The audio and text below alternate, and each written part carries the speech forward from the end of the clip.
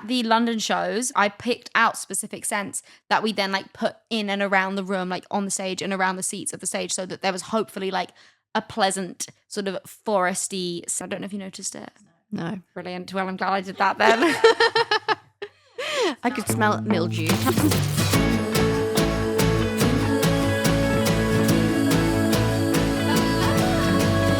Hi everyone. Welcome back to Twinhood with me, Maisie Peters, and me, Ellen Peters. Woo! Wow, and Ellen, I've got to say your hair is looking gorgeous today. Do you want to speak on it? Guys, I had a bad curly hair day the other day and it made me feel really, really ugly. Queen. And I hate to hear that. I hate to hear a diva down like that. And so I went home over the weekend and like I used my mum's mega hairdryer and I straightened it and I loved it. I love it. And that is okay, Ellen. It's okay. You're a woman of duality, you know? And I you said can love to both. Mum, like, I feel just ashamed because I'm obviously all about like the natural hair wavy hair journey. And then I'm just like switching it up. Like, actually, I prefer it. But she said you're allowed to do that. No, and women are full of nuance. And we are creatures of such, you know, inner change and range and depth that I think that you can love both, you know? And I do love both, but today I like it straight. And that's okay. I feel powerful with my straight hair. And as you goddamn should. This is so funny because before we started, I was like, so this episode needs to be a speedier episode than some of our other ones. We need to be focused. We need to be on the ball. We are running in a time limit. And the way we started, and then I immediately went into a tangent about your hair. I didn't even bring it up. It was me. I didn't bring it up. What is it? I've been like Stockholm syndrome. I've been conditioned. I'm Pavlov's dog. The cameras start and I start going, yeah, in your hair. Okay, cousins. Welcome back. Welcome back. We're finally marking your questions. Yes, we are. So obviously, as you will remember, a few weeks ago now, when Audrey Hepburn was announced that it was coming out, we said you needed to send in your 12 markers talking about how you interpreted the song. This was after the moment where I said it was among many things, an ego death. And Ellen went, what the fuck is an ego death? If you remember, you remember. If you were there, you were there.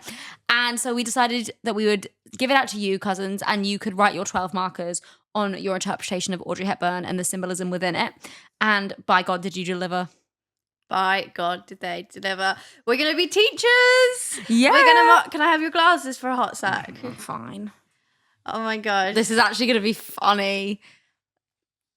Teacher Ellen is in the building. Woohoo! I'm literally going dizzy from these.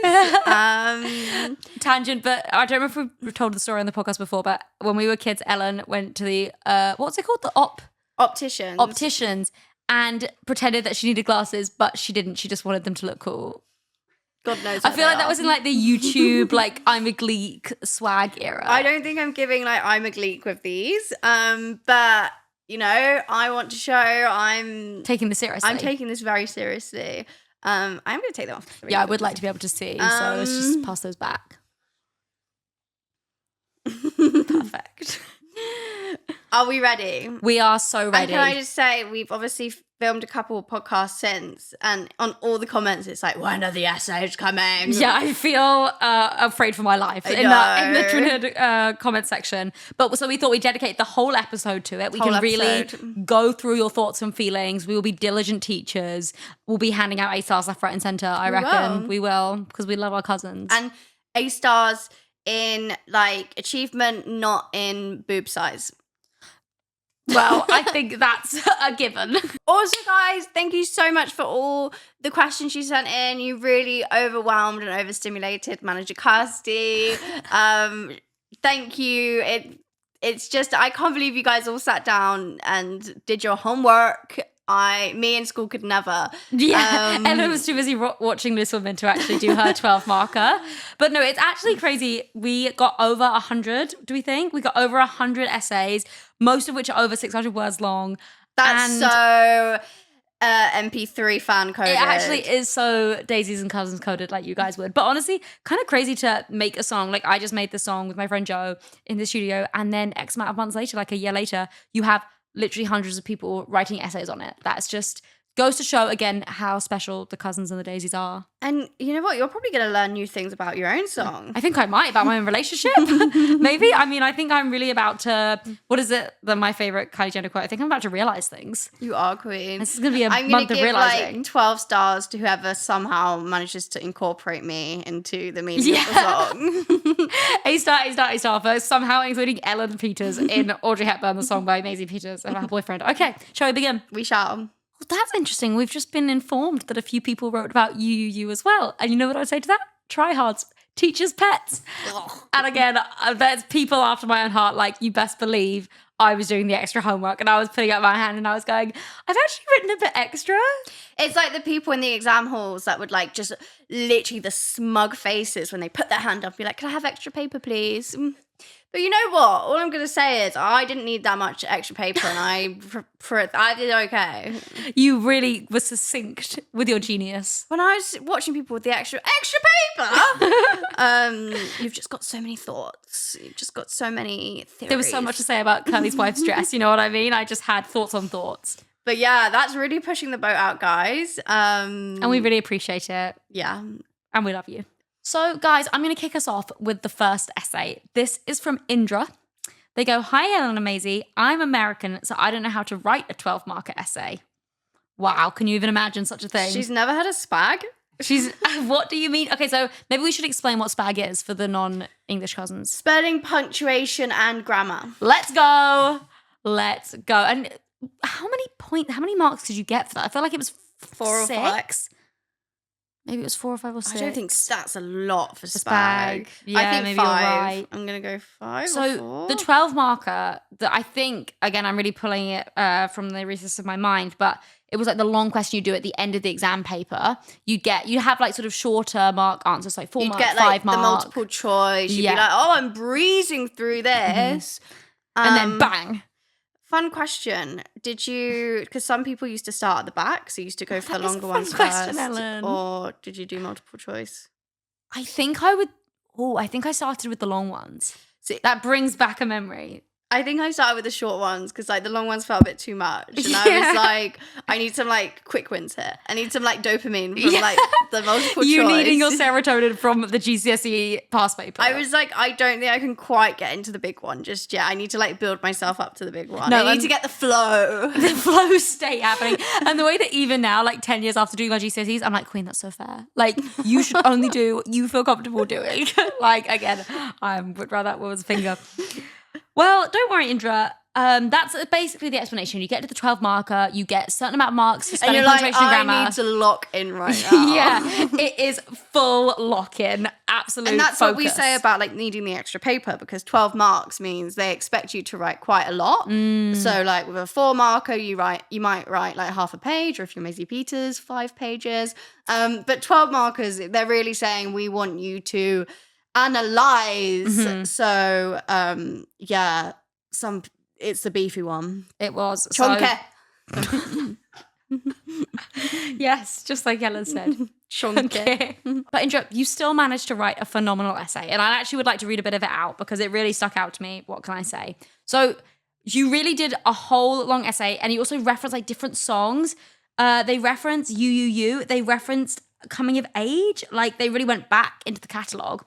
And the last line, I just thought I would read it out because it's really beautiful. They say, if one's life is all about a you, then wishing to be immortal hardly seems unreasonable. When entrenched in heartache, love is difficult to find, and it can leave those in the midst of it wishing for infinite years and chances to come across something better. That was a lot to process. Yeah, I feel my like, little mind. Yeah, it was running at full belt. So I'm getting a lot of love from that. Yeah, and they also, Indra really reflected both on You, and Audrey Hepburn together. Another sentence they said that I think is really wonderful is, together, You and Audrey Hepburn tell a complete story. One of metamorphosis, or as Peters mentioned on the podcast Twinhood, which she says with her twin sister and corporate queen Ellen. Have I been cited? Have you been cited? You've been cited, queen. Oh my God. Ego death. Ego death can be a positive or negative thing, but in her discussion of Audrey Hepburn, Peters framed this as a positive ego death, a transformation, a loss of self-centeredness, and a rejection of non-essential needs of the self. Slay. Look at that, your first mention in the essays. Oh my God, I'm excited. Yeah, that seems like it's all very true. That seems very true. Seems very beautifully written. That seems so fair. Can't can't disagree. argue. No. And I feel like that was a way to incorporate the ego death in a way that felt like very actual. And I also liked that there was a definition in that. So all in all, I'm going to give that 12 out of 12. Yes. 12 out of 12 for me too. Moving on. Ellen, you're up next. Which one did you have? I bet everyone's like, oh, fuck, I hope it's not Ellen reading mine out. I feel like it's like we're back at school when you had to like take it in turns to read it And read in front of the class. Were you always nervous to read in front of the class? I think I was okay. You know what? I was that person, and like the people that would take their time reading, I was just like, fucking hurry up. Yeah, same. I remember just sitting there seething. I wish I could read it all. I was like literally like, give me that mic. Give me that book. Okay, this is from Becca. From Becca. The significance of Maisie being made dinner when she was chasing phantoms and starving shows a balanced magnetism and her connection to her boyfriend without struggle. Though really we know it's Ella making all the dinners. Too true. Maisie implies that losing herself in genuine love led to wholeness rather than the emptiness she's felt in the past, which caused her to write the many gut-wrenching songs on her discography. And that's that on that. So I'm just trying to wrap my head about the first bit. The significance of Maisie being made dinner. Do you say in the song you being made dinner? I do say that, yes, okay. In verse 2. When she was chasing phantoms and starving. When did you mention starving? So in verse 2, I say... I need the lyrics on one side. Well, I could be the lyrics. So I did in fact write them. I was chasing... I feel like I'm a genius. I've never done a genius. So it feels so real that this is my first technical genius. So I go, hi. I don't want to sing. I'm nervous. I'll do it with you. I was chasing phantoms. You do know it. Always starving, never whole. Then I was starving, never full, because you were okay. I feel like that's sort of a... Oh, that's really clever how they've just said... And you've said made dinner. And then you made me starving, dinner. Even though, like, starving's not actually physically, I want some pie. It's, like, starving, like... for some emotional closeness. Yeah, that is nice, Ellen. That's a good interpretation. And I feel like Ellen's really learning things from the essays as well, which is good. Like, it's nice to everyone. And it's a great link because you're right. Like, I say starving in sort of many different ways, but the main interpretation would be sort of starving for an emotional connection, chasing phantoms. Nothing's ever real or in front of you. You're always chasing the what could be. And then going from the next line to then you made me dinner. Kind of like roots it suddenly in like a very real life place, which I also thought was nice. Where there was push, now there is pull. Yes. Because it was a push away, but now we're pulling. Now we're pulling. Exactly. So Becca, that was also a great really essay. We're just reading out our favourite bits, by the way, because you literally have all written over 600 words and we would all be here for hours and hours. Yeah. Producer Paul would never get to go home. Lock in. But not like the pub lock-in. We read every single... the Twinhood essay lock-in. Feels right. That was really good. I feel like I'm going to give them all 12. I know, but they all deserve 12. All 12. 12 again. This next one is from Georgia, and I think you're going to really like this one because we speak on both Love 1 and Love 2 and Love 3. Oh my God, the big three. The big three, popularized by Twinhood, of course. So again, Georgia speaks on verse 2 and says, in verse 2 of Audrey Hepburn, Peters highlights further antithesis between stage 2 love and stage 3 love in the form of a spiritual connection. Then we talk about verse 2, which we've already spoken about, so I actually might move us along to, by the bridge of Audrey Hepburn, Peters is now in a stage 3 love. Peters juxtaposes the first idea with her current reality. It's my morning coffee, the one you leave me by our bed. Peters is very clear in the sentence that it's her coffee made by him, her stage 3 love, that he left by their shared bed. That one sentence conveys that even the simple mundane things in her life are now done jointly with her partner, and he makes an effort to look after and love her the way she'd not been loved or nor looked after into stage 2 love. Peters ends the bridge by stating she doesn't need accolades or everyone to want her because her stage 3 love wants her, and that's as good as it gets. Here, Peters goes full circle, linking the bridge back to the chorus, how she doesn't need fame, ceremonial acknowledgement, or industry parties to be happy. She has her quiet life with her stage 3 love, and that's all she really wants. That is so cute. However, he very much does need your PR treats. Like he does need your skincare somewhere PR treats. Out there, my boyfriend is feeling gagged right now, and he doesn't know why. He's felt a slight shiver run up his spine. It's so funny because Ellen and my boyfriend really are like my two princesses, and I love them. I treat them both equally. But I feel like you guys really are like sometimes my baby birds, and I'm like, who went to Blank Street? I really do feel like me and your boyfriend, in a weird way, are like kind of like siblings, and like sometimes we have a bit of sibling rivalry. Yeah, so real. Like recently, the other day, I was in a really bad mood. Do you know when like the last like one thing is going to push you over the edge? And this was he'd stolen my baseball caps. And, yeah. Because there's this funny bit that my boyfriend actually does just steal Ellen's baseball caps. Like he wears them all the time. She buys them and then he just immediately wears them. And it's like, he's not stealing them. Like I do have empathy for you because he is stealing them. He does it in front of my eyes, which I kind of respect because I'm also a bit of a stealer. Like we're both a bit jammy in areas. And I was about to leave, like I was running for a train and I'm like storming around the house. Maisie's on a work call and I'm like, Maisie, where is the caps? Why does he always take the caps? Why can't he just buy his own? I then calmed down. And I went, Queen, I don't know why you're looking at me. Like, I do not take responsibility for my significant other's actions. Like, he's his own person. You should take this up with him. The next thing is like the puffer coat. So Maisie has Air Maxes, what are they called? Yeah, I had the like Apple Air Maxes, the big headphones. Yeah, and she's also been given like perks of like having a pop star sister/girlfriend. And you also got like a really nice North Face coat that doesn't fit you. Let me correct the mythology here. I bought that coat. That is my coat that I bought with lots of money, and it's like a big, expensive, like 66 North puffer jacket. And so again, my coat, my headphones. But they have been adopted by both my boyfriend and Ellen, and they both argue over the possessions. But I think he should get them. I'm fine for him to have the Air Maxes as long as I get the coat. It's a woman's coat, it fits me. And I just see him walking around the house with the coat. But you know what? He doesn't listen to the podcast, so I'm not even worried about saying this. I'm going to start locking the coat in my room. And we'll know if he's listening to the podcast because he'll be going into the room to get it. Exactly. Good test. Yeah, that is actually a great because test. I'm going to hide it somewhere he cannot find. He can have the You hats. hide it under the covers. Thing is, it's like he's winning the battles, but he's not winning the war. He's not getting that coat. He's not getting the coat. I actually would quite like the coat, but obviously that's off the table. I was coming up from home and I was feeling viscerally angry just at the thought of him prancing around London in the coat and my cap, probably. Anyway.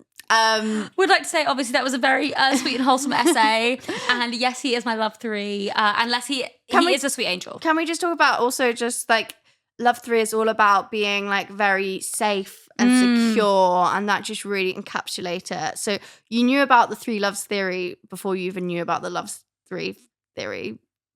And ain't that the truth? And so I'll put that on the t-shirt.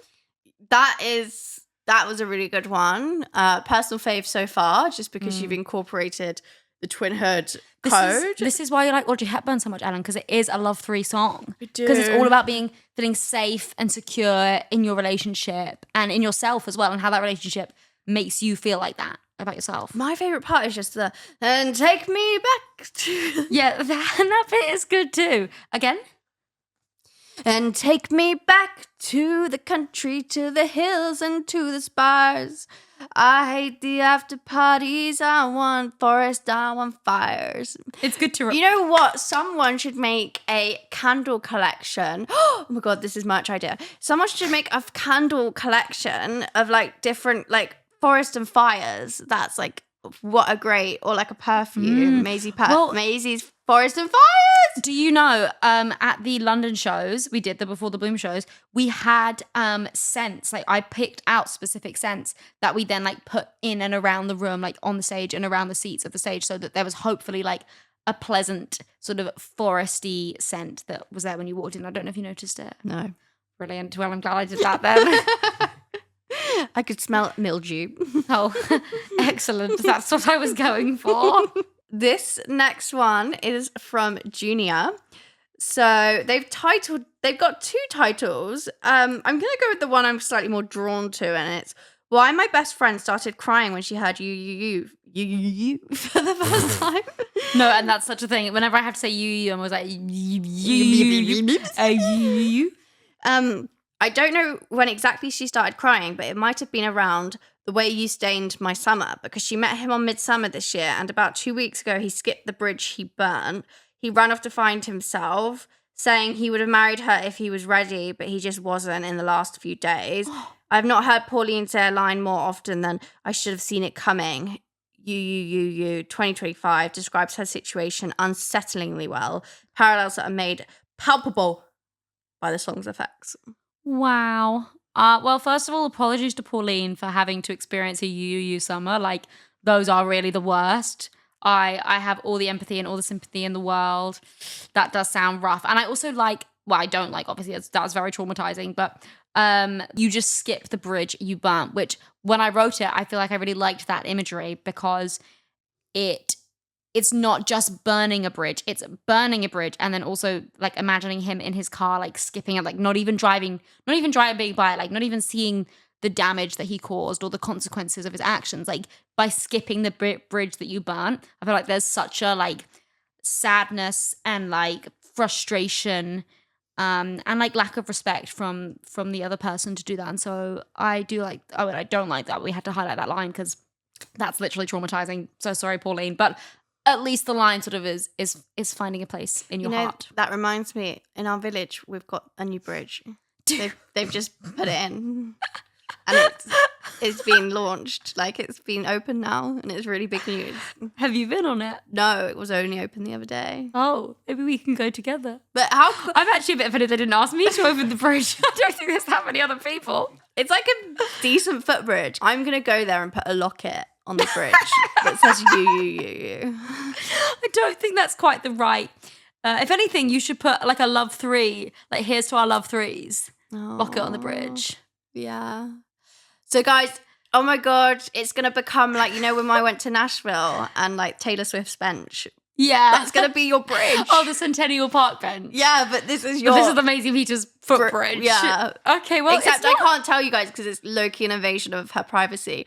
And that is on growth, Ellen. That is on growth. But one day, when we've all left that town, I will tell you guys the bridge, and it fits because it's like you're known for your bridges. That's not nothing. And it's a literal bridge. And we'll go, cousins, to the bridge. To the bridge. We'll all run.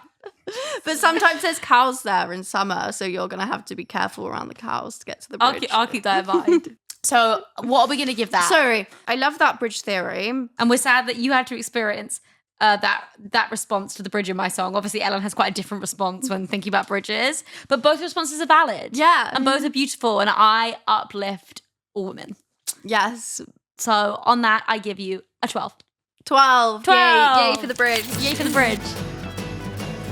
Okay, so this next one is from Laura from Germany. She's studying to become a primary school teacher. Oh. Not a cousin doing the education system. You know how we said oui? What's it in German? Guten Tag, guten Tag, guten Tag. I don't know. Yeah. Is that how? Yeah. What are you saying? Hi. Though? Oh, okay. Oh no, what's oui? Yes. What's yes in German? Yeah. Yeah. Yeah. Okay. Yeah. That feels maybe not it, but I'll run with it. So from Laura, she sent in a great essay, but one bit that I especially want to read out because I thought it was really insightful and intelligent from Laura is that she said, I also want to quickly mention the cover art for the two songs, which is a picture of a small daisy laying on Maisie's collarbone. This reminds me of the popular game, He Loves Me Not. Yeah. This daisy, however, is still completely full. She does not even need to pick the petals to know how much he loves her. It's also a very cute nod to her fan base, which she calls daisies.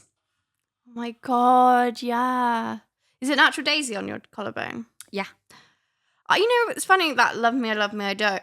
It really reminds, whenever I hear love him, I don't, I think of like the daisy picking thing.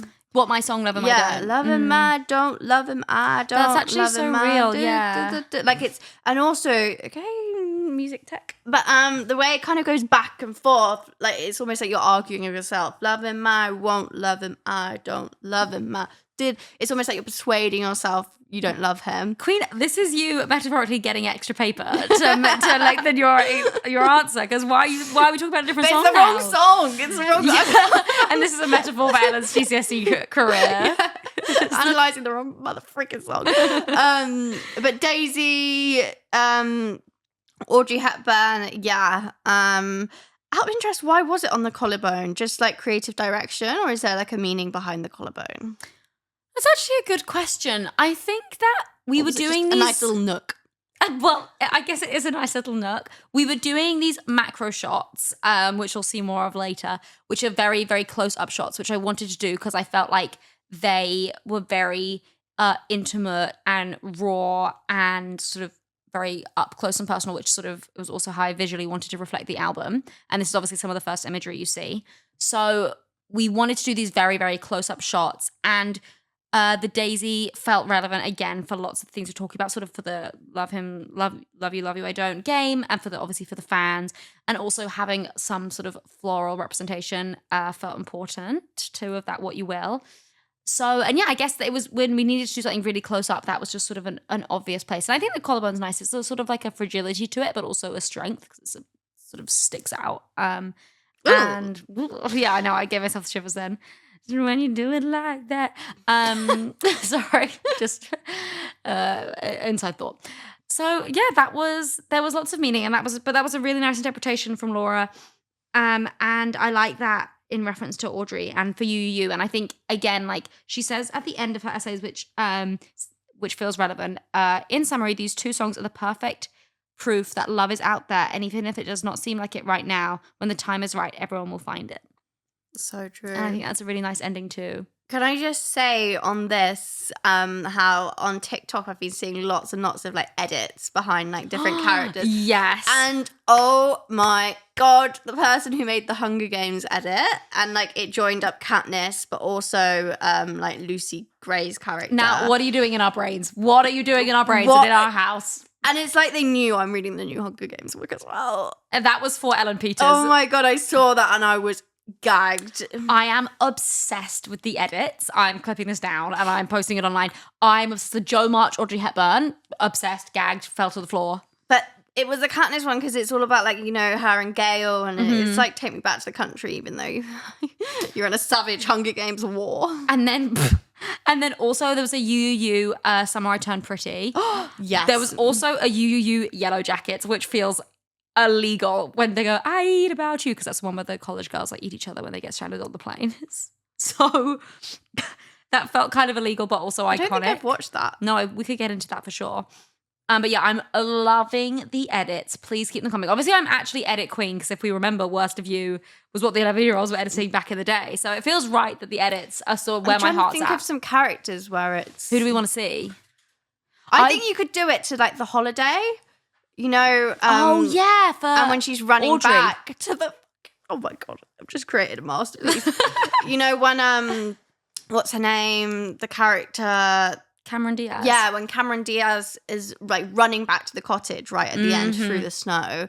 That is literally taken back to the country. That's such a good one, and it's festive themed. I also think you could do a UUU.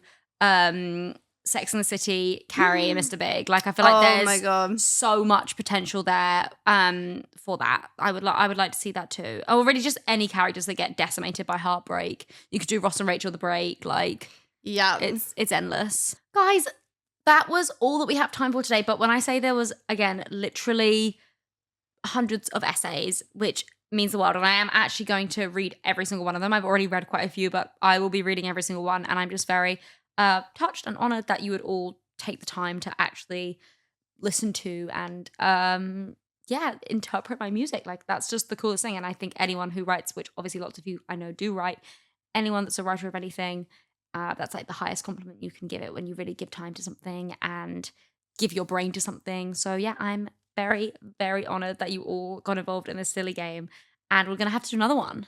Top marks for all the cousins. Imagine when you actually release your album and they've got like I'm not going to say how many. Yeah, Oh my she did it. Growth again. When you've got many a song To interpret. God, it'd be like They're going to be up all night. dissertation. They're going to be in that library. Oh my God. Having cokes on cokes on cokes. Literally dissertation. It's going to be like different. They're going to have like 5 screens. 7 Red Bulls next to them and a dream. Shaking. Be like, I have created the masterpiece. But yeah, that was really fun. I've learned a lot, as you guys always seem to teach me so much. Aw. And full marks across the board. 10 out of 10 out of 10 But out of 10. I bet there will be one essay in there that has forgotten a full stop. So we will find you. And we will deduct your swag. Okay, well. Oh, you didn't use a semicolon. Ellen, doesn't feel right if I don't ask, what are we having for dinner? We are going to have a prawn linguine. Sounds delicious. I can't wait. On that note, Bye, guys. bye, cousins. See you next week.